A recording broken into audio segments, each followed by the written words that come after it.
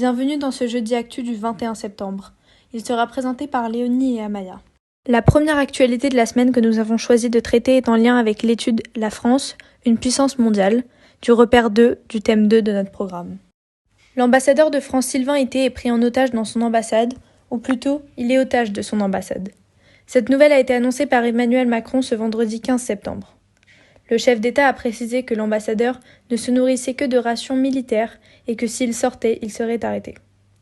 Pour expliquer cette actualité, nous allons faire un retour sur la relation entre le Niger et la France depuis le coup d'État du 26 juillet 2023. En effet, en juillet dernier, le président Mohamed Bazoum a été renversé par l'armée du pays qui a instauré un régime militaire. Bazoum avait pour but d'améliorer la situation politique du pays grâce à sa collaboration avec la France qui lutte contre l'insurrection djihadiste dans le pays africain.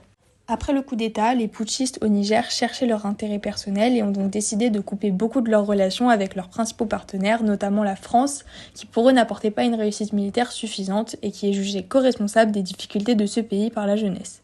La France voulait au départ envoyer une organisation militaire pour éliminer les putschistes, ce qui a suscité encore plus de tensions au Niger. Le pays africain, et un de ses nouveaux partenaires, la Russie, accuse la France de force d'occupation et d'être complice des groupes armés pour piller les richesses nationales. D'après Le Monde, ceci est une contre-vérité. Néanmoins, la France a pour intérêt d'être en relation avec le Niger, car il permet la puissance mondiale du pays européen, mais aussi parce que 20% de la quantité d'uranium en France provient du Niger. Depuis plusieurs semaines, un mouvement anti-France encouragé par la Russie a été mis en place, et la junte demande l'expulsion de l'ambassadeur français. Mais Macron, qui a tout intérêt à ce que Mohamed Bazoum retourne au pouvoir, ne veut discuter qu'avec une force politique légitime. Bazoum n'ayant toujours pas signé sa lettre de démission et étant donc le seul dirigeant légitime du Niger pour la France. C'est pourquoi le président français n'accepte pas de rapatrier l'ambassadeur Sylvain Ité sans ordre de Mohamed Bazoum. La deuxième actualité que nous allons traiter est reliée au chapitre S'informer, un regard critique sur les sources et les modes de communication. Depuis quelques mois, une drogue nommée drogue du zombie envahit les États-Unis. Il s'agit d'un mélange de fentanyl et de xylazine, ce qui est dévastateur pour le corps humain. Il y a quelques semaines, 2 vidéos tournées à Rouen, en France, ont fait extrêmement polémique sur les médias.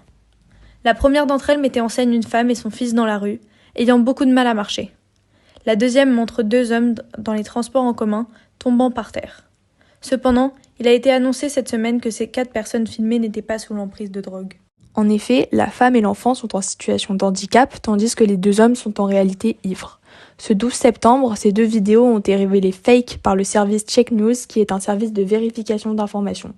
Nous pouvons alors nous exprimer sur le sujet en vous informant qu'il faut être certain des sources qu'on choisit et qu'on utilise.